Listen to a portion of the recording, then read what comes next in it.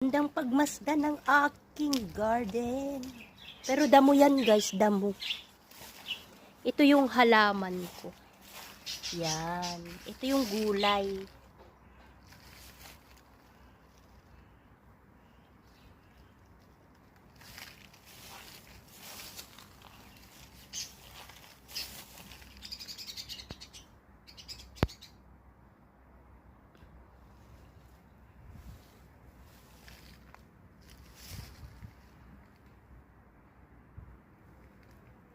Guys, tingnan nyo, nagbubunot ako ng damo.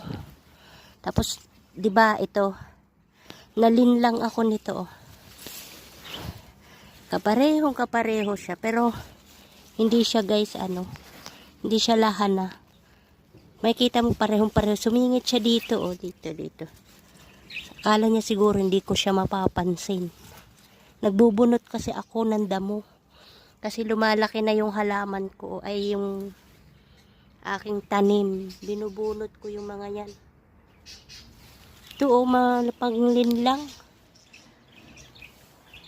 Pero pareho sila guys. At yan.